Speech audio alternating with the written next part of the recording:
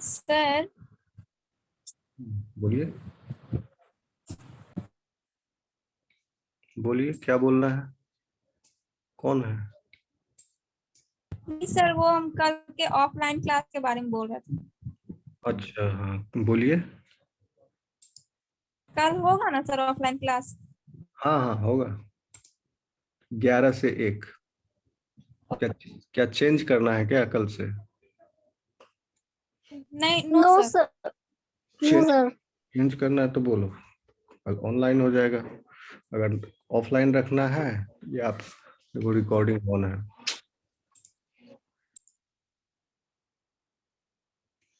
Okay, so अभी तक overview आपको पिक्चर के माध्यम से मैंने weak interactions present in the protein वो आपको मैंने दिखाया है। Okay, apart from these weak interactions, disulfide bonds are also responsible for giving rise to tertiary structure of the protein. Okay, ये वीक इंटरेक्शंस और डाइसल्फाइड बॉन्ड ही protein के tertiary structure को determine कर रहे हैं। ओके, क्योंकि जो कोवेलेंट बॉन्ड्स हैं वो तो प्रोटीन का प्राइमरी स्ट्रक्चर है ही। Okay, linear, and it is not correctly folded. If the protein is not correctly folded, it will not acquire its biological function. Okay, और biologically active state protein जो है वो correctly folded 3-dimensionally tertiary structure है। Understood? So what it says that in the context of protein structure, the term stability can be defined as the tendency to maintain a native conformation. Native conformation आपको समझा दिए हम। कोई doubt है native conformation में? Yes sir. Native conformation समझ गए ना? तो देखिए, नेटिव कन्फर्मेशन जो है, स्टेबिलिटी जो है, स्टेबिलिटी किसको कहा जाता है? इस native in the term of protein, तो ये नेटिव कन्फर्मेशन में जब तक प्रोटीन है तब तक प्रोटीन जो है बायोलॉजिकली एक्टिव है, फंक्शनली एक्टिव है, अपना फंक्शन कर रहा है। अगर नेटिव कन्फर्मेशन को आप डिस्टर्ब कर दीजिए तो then protein will lose its function. So stability का मीन्स मतलब ये हुआ कि एक टेंडेंसी है प्रोटीन में to maintain a native conformation. Means अगर आपने थोड़ा सा एनवायरमेंट अनफेवरेबल कर दिया, मतलब एडवर्स कर दिया for this protein, suppose if you have provided heat, okay, or you have subjected excess of H plus ion or OH plus ions, जैसे एसिडिक और बेसिक, इस तरह से एनवायरनमेंट चेंज कर दिए, पीएच चेंज कर दिए, या हम उस प्रोटीन को टेम्परेचर घटा दिए या बढ़ा दिए, so in that case there will be change in the native conformation. These conditions will disturb the native conformation. Suppose if you have provided heat to it, okay, then what will happen? Because if you go through this second point, because delta G of the correctly folded protein and unfolded state, मतलब अच्छा से fold नहीं हुआ, जैसे this is the unfolded state you can call, and this you can say that suppose if this is correctly folded state and this is correctly folded state and this is unfolded state, okay, and आप बता ही सकते हैं कि ये correctly folded state जो है इसका energy level जो है डेल्टा, इसमें जो जी है गिव्स free energy, G of this correctly folded protein will be higher और lower if you compare it with G dash of incorrectly folded or unfolded protein, ये dash नहीं है, which one will be higher, G dash और G? gives energy जो है इसका ज्यादा होगा कि इसका ज्यादा होगा? टेल मी, मैंने एक्सप्लेन किया है आपको। सेकंड वाला का किसका? सर, जो सेकंड फोल्डेड है पूरा। फोल्डेड है, okay, because of the presence of weak interactions in this. इसमें भी वीक इंटरेक्शंस हो सकते हैं, बट इसमें मैक्सिमम वीक इंटरेक्शंस हैं, नॉन कोवेलेंट इंटरेक्शंस। तो इसका जो है जी जो है G will be, internal energy will be lower than G dash,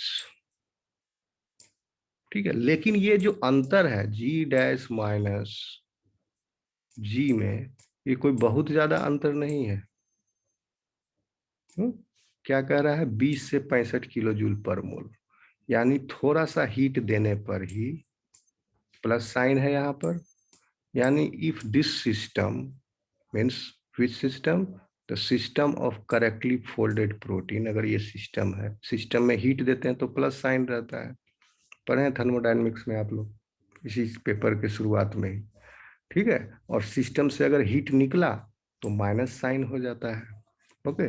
तो अगर हम इस दोनों के जी को माइनस करेंगे, अगर हम देखेंगे कि डेल्टा जी कितना है, what is the change in its गिव्स free energy, then you will obtain this small value. ये स्मॉल क्यों कह रहे हैं, क्योंकि पर मोल है, मोल एक बहुत बड़ी लार्ज, एक बड़ी संख्या है, इतनी बड़ी संख्या में पर मोल यानी इतना रहेगा। जैसे 20 से 65 क्यों दिया गया, there is a range, okay. जैसे हाइड्रोजन बॉन्ड का स्ट्रेंथ इज अलग, ओके, वंडरवाल फोर्स का स्ट्रेंथ अलग है, सब वीक इंटरेक्शंस, ये सारे वीक इंटरेक्शंस के फोर्सेज अलग हैं। आयनिक इंटरेक्शंस भी है, उसका भी स्ट्रेंथ अलग है।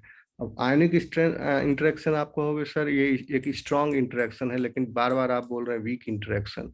प्रोटीन में आयनिक इंटरेक्शन जो है वो वीक इंटरेक्शन है, मैं एक्सप्लेन करूंगा आपको आगे, ओके। और हाइड्रोफोबिक इंटरेक्शंस, ठीक है। तो सब इंटरेक्शंस का अलग अलग स्ट्रेंथ है, इसीलिए दिस इज द रेंज 20 से 65। तो इतना हम पर मोल एनर्जी प्रोवाइड करेंगे, then these weak interactions will be disrupted, okay. So this is small amount of energy. तो इस प्रोटीन को अगर हम ये स्मॉल अमाउंट ऑफ एनर्जी, ये जो हीट है ये हम दिए, इसीलिए प्लस साइन है, ये प्लस साइन कहाँ गया, अनफोल्डेड स्टेट में, ओके। तो इसका जी जो है G dash is higher energy state, okay. तो ये डीनेचर हो गया। And many times this process is irreversible. Here you can see that the arrow is in both direction. दिख रहा है, दोनों डायरेक्शन में है arrow. Yes. Because this is a simple example, यहाँ पर सिर्फ हाइड्रोफोबिक इंटरेक्शंस को कंसीडर किया है, ठीक है। तो हाइड्रोफोबिक इंटरेक्शंस मैं आपको बताऊंगा, हाइड्रोफोबिक इंटरेक्शंस क्यों होता है। किसी ने पूछा नहीं लास्ट क्लास में, सर यहाँ पर क्यों ये बल्की ग्रुप जो है methyl group is liking methyl group. पहला कारण तो है आपका वंडरवाल फोर्स, जो मैंने एक्सप्लेन कर दिया है, because of the creation of the dipole, okay. Dipole किसको बोलते हैं, अंडा भी एक तरह का डायपोल है, लेकिन फिजिक्स का डायपोल यहाँ पर समझ, अंडा में भी तो, एग में भी तो डायपोल, एनिमल पोल वेजिटल पोल होता है। कोई भी ऐसा सब पदार्थ जिसमें दो अलग अलग डिस्टिंक्ट अलग अलग रीजन हो अपोजिट, उसको बोलेंगे डायपोल। जैसे पृथ्वी है, इसका नॉर्थ पोल और साउथ पोल है, ओके। जो नॉर्थ जियोग्राफिकल नॉर्थ पोल है वो मैग्नेटिक साउथ पोल है, और जो जियोग्राफिकल एक्चुअल साउथ पोल है अंटार्कटिका, वहां पर मैग्नेटिक नॉर्थ पोल है, ये भी एक मैग्नेटिक डायपोल है, ओके। और अगर charge species if they are distant from one another, this also you can say the dipole, and if these two are existing in pair, तो एक तो वंडरवाल फोर्सेस हो गया जिसकी वजह से डायपोल क्रिएट हुआ। The second factor here is, क्या बोल रहे थे, Hydrophobic. हाँ, हाइड्रोफोबिक इंटरेक्शन। तो हाइड्रोफोबिक इंटरेक्शन क्यों हो रहा है, क्यों बल्कि ग्रुप आ रहा है, ठीक है। तो एक तो वंडरवाल फोर्सेस की वजह से, दूसरा भी हम आपको बताएंगे, कंसेप्ट को आप समझिए। इसमें मिथाइल ग्रुप का रोल नहीं है, एक्चुअली वाटर अवे जा रहा है, दूर जा रहा है। हाइड्रोफोबिक मिथाइल ग्रुप है, लेकिन मिथाइल ग्रुप जो है वो एज इट इज है, वो कहीं नहीं जा रहा है, वो उसके अंदर फोबिया नहीं है। Actually water is going away from this methyl. कैसे? तो देखिए इसमें आपको एंट्रोपी समझना होगा। एक टर्म होता है जिसको बोलते हैं सॉल्वेशन लेयर। Solvation layer. अब आप समझिए, एक हमको यहाँ वो लेना पड़ेगा व्हाइट स्क्रीन।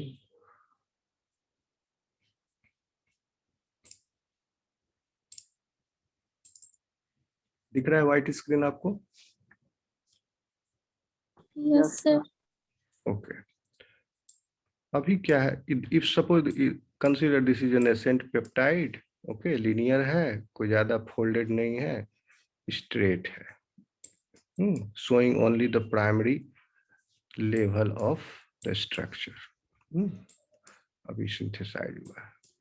यहाँ पर मान लो वायलिन है, वायलिन में हो गया CH3, नहीं CH, और फिर दो ब्रांच CH3।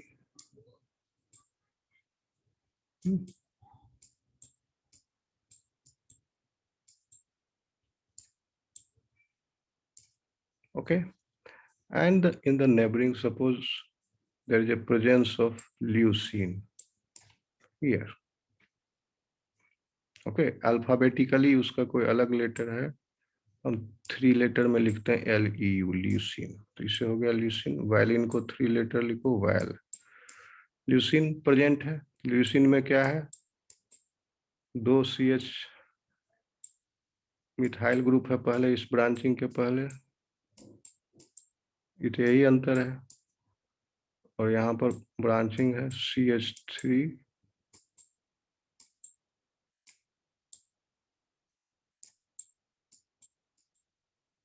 अब समझिए, एक तो वंडरवाल फोर्स है जिसको अट्रैक्ट कर रहा है, नंबर 1, क्योंकि यहाँ पर इस CH3 में जो डायपोल मोमेंट क्रिएट हुआ यहाँ पर, that dipole is opposite in orientation with the neighbouring dipole.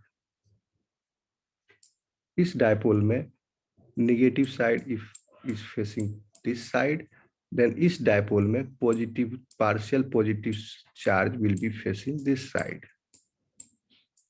and because of this is only the parts, कोई फुल चार्ज नहीं है, पार्शियल चार्ज है, और इसकी वजह से एंड दोनों में डिस्टेंस जो है कम है, तो इसलिए थोड़ा सा भी चार्ज डेवलप हुआ, जिसकी वजह से एक इंटरेक्शन यहाँ पर क्रिएट हो गया, अट्रैक्शन फोर्स। ओके, तो ये वंडरवाल हो गया। दूसरा सॉल्वेशन लेयर। अब ये बल्कि ग्रुप जो है, कार्बन जो है, ये क्या करता है, फिगर पर ध्यान से लीजिए। This is carbon, and if this carbon is surrounded by, and this carbon is, अकेला कार्बन थोड़े है, ये समझ लो, ये CH3 है। This is a methyl group present in the protein somewhere। Then और प्रोटीन में है, तो why this is hydrophobic? Because it is water repelling। अब सराउंडिंग में वाटर भी है साइटोप्लाज्म में, ओके, तो ये वाटर को रिपेल कर रहा है, सराउंडिंग में वाटर है तभी तो रिपेल कर रहा है। तो इसका मतलब जब वाटर इसके सराउंडिंग में आएगा, इसके बगल में water molecules, then what will happen, water molecules जो है आपस में, एक वाटर मॉलिक्यूल दूसरे वाटर मॉलिक्यूल से हाइड्रोजन बॉन्ड बना लेता है। अब इसके नजदीक जो वाटर मॉलिक्यूल्स है, कार्बन के एकदम नजदीक, मॉलिक्यूल में एकदम एटम में जब नजदीक जो वाटर मॉलिक्यूल्स हैं, that water molecule will find the hindrance to form hydrogen bond. Okay, क्योंकि कार्बन ये मिथाइल ग्रुप है, this methyl group has replaced the water from there, so water will form a boundary, and beyond that boundary there will be no water molecule and no hydrogen bond will be present। And this boundary, at this boundary, what will happen, at this boundary in this region, जो एकदम सटा हुआ है carbon से, यहाँ पर भी water है। Okay, in this boundary there will be more hydrogen bonds as compare to this region. अब यहाँ भी वाटर है पूरा, बीच में कार्बन मिथाइल ग्रुप है, and this imagine that this methyl group is dipped into water. ऐसे ही होता है, प्रोटीन जो है वाटर में डूबा हुआ है साइटोप्लाज्म में। If this methyl is dipped in water, then what will happen, it will replace the water from its area and occupy the space. और स्पेस को ऑक्युपाई करेगा कार्बन, चूंकि न्यूट्रल है। ओके, तो ये कोई भी इस तरह का हाइड्रोजन बॉन्ड टाइप का वाटर के साथ तो बना नहीं सकता है। वाटर जो हाइड्रोजन बॉन्ड बना रहा है वो आपस में अपने अपने वाटर मॉलिक्यूल में बना रहा है, तो ये उसको रिप्लेस किया। और at this boundary in this region, दिख रहा है मेरा ड्राइंग आपको? Yes, sir. And in this region, what will happen? The water molecules present here, they will form more hydrogen bonds. यहाँ पर वाटर मॉलिक्यूल जो है बहुत ही डेंस होके ज्यादा हाइड्रोजन बॉन्ड बनाए हुए हैं, जो कि दूर वाले वाटर मॉलिक्यूल से, क्योंकि ये रिप्लेस होकर के यहाँ कंडेंस हो गया, सिमट गया। So in this area, this is called as solvation layer. Solvation layer.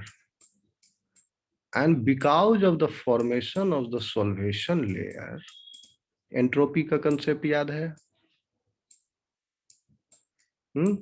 Yes, sir. Randomness.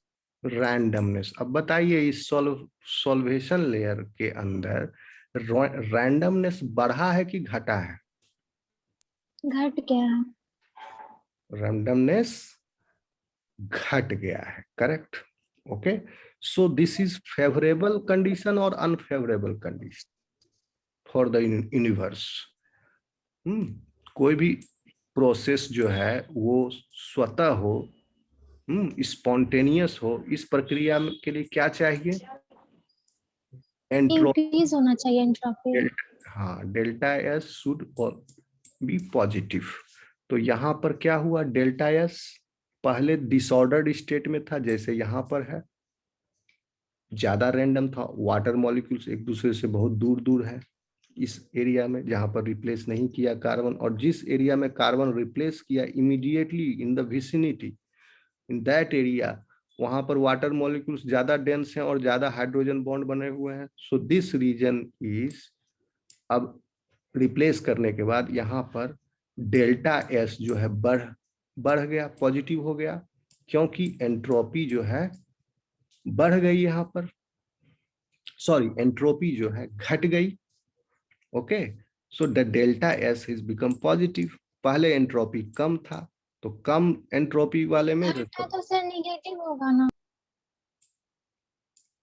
हाँ हाँ, सॉरी डेल्टा एस हम नेगेटिव। सपोज पहले जो था, before placing methyl group in the water, क्या suppose delta S entropy state suppose S है, और methyl group के प्लेस करने के बाद एंट्रोपी हो गया एस डैश। तो मिथाइल सॉल्वेशन लेयर में, ओके, तो सॉल्वेशन लेयर में अभी ये S dash is bigger than S, sorry S dash यानी एंट्रोपी घटा, S dash is lesser than S. S dash is lesser than S. तो अब क्या करेंगे? एस माइनस एस डैश होगा अगर कितना चेंज हुआ एंट्रोपी में before placing and after placing. तो एस जो है आपका बिफोर प्लेसिंग है, एंड एस डैश जो है आफ्टर प्लेसिंग एंट्रोपी है। ओके, तो आफ्टर प्लेसिंग एंट्रोपी जो है क्या हुआ? घट गया in the solvation layer. Okay, तो S dash is lesser than s. So then if you subtract these two entropies, that means if you want to calculate delta s, then delta s will come क्या? Negative की positive? Negative आएगा, positive negative आएगा ना कि positive आएगा? Positive आएगा। Okay, क्योंकि S dash जो है एस से S पॉजिटिव है, yes छोटा sir. है, S plus means NS plus हो जाएगा एस बड़ा हो गया, ठीक है। तो अब जो है सॉल्वेशन लेयर में, 1 सेकेंड, यहाँ कुछ उल्टा हो रहा है, let me think again.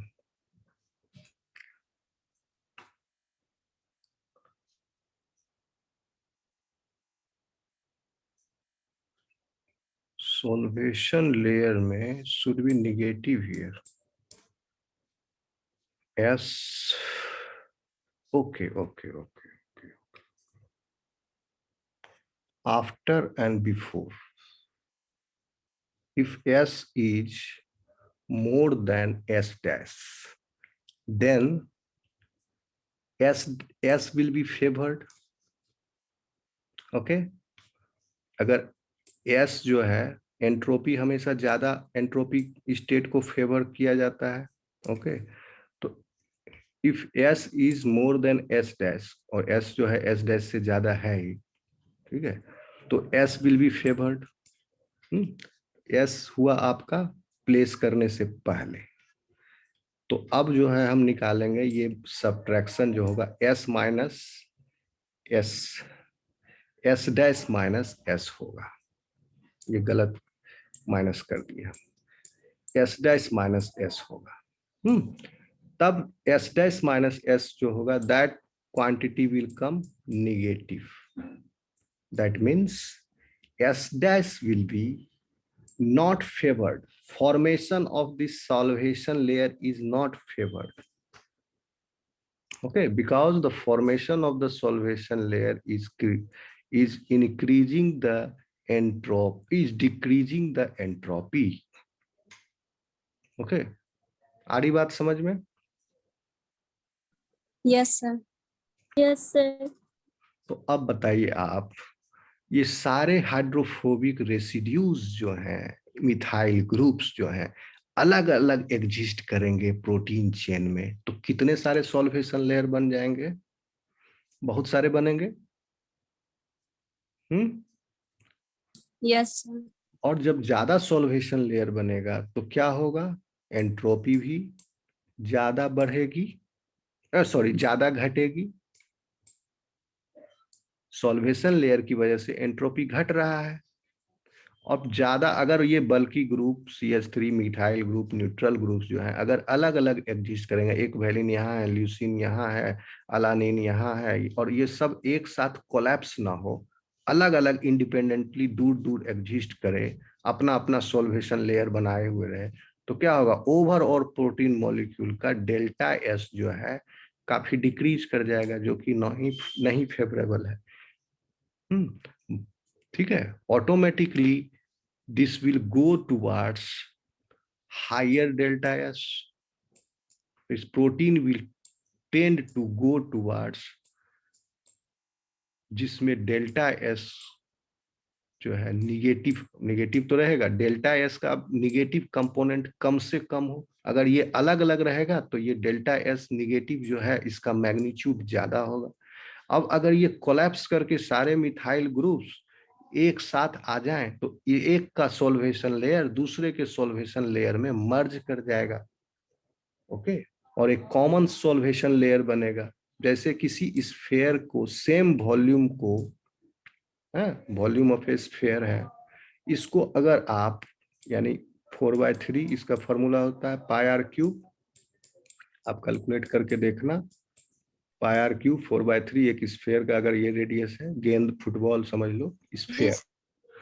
Okay, then same volume को, अब इसका आप सरफेस एरिया कैलकुलेट कर लो विथ रेडियस आर, और इस सेम वॉल्यूम को अगर आप डिवाइड कर दो into different spheres, small spheres, same volume को, देन सबका सरफेस एरिया का योग, स्मॉल स्फीयर्स के सरफेस एरिया का योग will be much larger than the surface area of this, if this entire volume if put together, ठीक है। इसी वॉल्यूम को अगर एक जगह रखेंगे तो सरफेस एरिया इसका ये कम है। अगर छोटा छोटा वेसिकल्स इस स्फीयर के सेम वॉल्यूम का 1000 इसी सेम वॉल्यूम का 1000 स्फीयर्स बना दिए, सबका सरफेस एरिया कंट्रीब्यूट हो जाएगा। ओके, तो सरफेस एरिया भी लार्जली इंक्रीज। समझे बात को?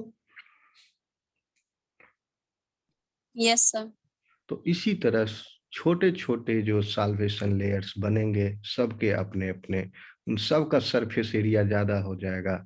सरफेस एरिया सबका मिला के ज्यादा हो जाएगा। अगर साथ में कोलैप्स नहीं करेंगे तो सॉल्वेशन एरिया ज्यादा हुआ, सॉल्वेशन एरिया ज्यादा हुआ, फिर उसका डेल्टा एस भी जो है ज्यादा माइनस होगा। ये जितना ज्यादा होगा वो उतना ज्यादा माइनस होगा। और अगर ये कोलैप्स कर जाए स्पॉन्टेनियसली, इसीलिए ये फेवर किया गया, अपने आप स्वतः ही होता, hydrophobic residues come together. Okay, इसी वजह से पानी में अगर तेल की एक बूंद डाल दो तो वो पानी को रिपेल कर देता है। ओके, क्यों? इसी वजह से, सॉल्वेशन लेयर की वजह से। ओके, और उस बाउंड्री पर वाटर जो है, देखे वो पानी में जमीन पर कुछ तेल गिर गया, वहां पानी डालो, उस एरिया से, एक पूरे एरिया से पानी को छितरा देगा जहां भी वाटर है। देखे हो? Yes, sir. ठीक है ना? तो अब ये छोटा छोटा सॉल्वेशन लेयर अलग अलग है तो ज्यादा हो गया। और ये अगर कलेक्टिव हो जाए, कलेक्ट होके एक जगह कोर बन जाए, तो एक बड़ा स्फीयर का सॉल्वेशन लेयर होगा, और उसका सरफेस एरिया जो कंबाइंड छोटे छोटे स्फीयर्स के सॉल्वेशन लेयर होते हैं उनसे कम होगा। तो अब यहाँ पर क्या हुआ, डेल्टा एस तो यहाँ भी निगेटिव है एक बड़ा लार्जर सॉल्वेशन एरिया पर होने के बाद भी, लेकिन डेल्टा एस जो है कम मैग्नीट्यूड में निगेटिव है। और अलग अलग रहता तो डेल्टा एस काफी ज्यादा मैग्नीट्यूड में निगेटिव होता। अब समझे बात को? इसीलिए हाइड्रोफोबिक इंटरेक्शंस जो है, it is always favoured in the protein 3-dimensional folding, and it is one of the key elements that stabilize the 3-dimensional structure of a protein. अब बहुत सारे रिसेप्टर प्रोटीन्स हैं, they will be embedded in the plasma membrane. Okay, cell surface anchored proteins, तो उसमें एक domain होगा जो कि प्लाज्मा मेम्ब्रेन में होगा। प्लाज्मा मेम्ब्रेन में एंकर्ड है तो प्रोटीन का कुछ हिस्सा प्लाज्मा मेम्ब्रेन में भी तो एंकर्ड है, कुछ प्लाज्मा मेम्ब्रेन से बाहर है, कुछ प्लाज्मा मेम्ब्रेन के साइटोसोलिक साइड है। तो जो हिस्सा प्लाज्मा मेम्ब्रेन के इन साइड में है, तो वहां पर क्या, सिर्फ वहां पर hydrophobic residues will be exposed towards outside, क्योंकि वहां पर एनवायरनमेंट मिल गया। प्लाज्मा मेम्ब्रेन में भी एलिफेटिक चेन है, नॉन पोलर टेल्स है। ओके, और अदरवाइज एक्वस सॉल्यूशन में अगर है अंदर और बाहर, वहां के रेसिड्यूज जो होंगे दे विल बी इनसाइड ज्यादातर। आई बात समझ में? आगे चलें।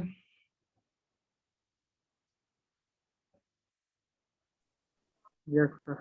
Yes, sir. Yes, sir. अब हाइड्रोफोबिक इंटरेक्शंस का वजह बात समझ गए आप, इसलिए होता है। वंडरवाल का भी आपको समझा दिए, हाइड्रोजन बॉन्ड्स का भी समझा दिए हैं। ओके, इलेक्ट्रोस्टैटिक इंटरेक्शन का थोड़ा आपको बताना है क्यों वो, तो मैंने बताया कि अब NaCl के बीच में भी इलेक्ट्रोस्टैटिक इंटरेक्शन है, but this electrostatic interaction, this ionic bond is strong. Okay, but in the protein, suppose aspartate का कार्बोक्सिलिक ग्रुप और लाइसिन का अमीन ग्रुप इज बाइंडिंग, ये निगेटिवली चार्ज है, पॉजिटिवली चार्ज है, और दोनों अमाइनो एसिड्स पॉसिबल है, डिस्टेंट लोकेशंस पर हो सकते हैं, डिफरेंट पोजीशंस पर हो सकते हैं, एकदम अगल बगल कोई जरूरी नहीं, डिफरेंट लोकेशंस पर है। तो अब क्या हुआ, उन दोनों के बीच में बॉन्ड बनने के लिए इस को लूप बनाना पड़ेगा, नजदीक आना पड़ेगा दोनों आर ग्रुप के, क्योंकि क्या होता है, फिजिक्स का फॉर्मूला आप लोग जानते हो। फिजिक्स भी समझाना पड़ेगा इसमें। देखो, ग्रेविटी का नाम सुने ही हो, gravity. Yes, sir. Yes sir. Gravity का लॉ क्या कहता है, यही कहता है कि दो मास, दो पार्टिकल है, पार्टिकल के पास मास होता है, दोनों के पास अपना मास है, two masses can attract each other, will always attract each other. Two masses will always attract to each other. Exact इसका फिजिक्स का डेफिनेशन हम बता रहे हैं, यही कहता है ग्रेविटी का लॉ। दोनों मास का जो है आपका हमेशा ये दोनों अट्रैक्ट होगा यूनिवर्स में, ठीक है। इसीलिए पृथ्वी से हम लोग अनुभव, हमारा भी मास है, पृथ्वी का भी मास है, दोनों का मास को गुना कर दिए and it will be divided by r square. r is the distance between these two masses. जितना ये दोनों मास एक दूसरे के नजदीक आएगा, ठीक है, क्योंकि r जो है डिनोमिनेटर में है और इसका स्क्वायर है डिनोमिनेटर में, r जितना कम होगा फोर्स उतना ज्यादा होगा। एक कांस्टेंट है, मल्टीप्लाई किए और ये हो गया आपका ग्रेविटेशनल फोर्स, ठीक है।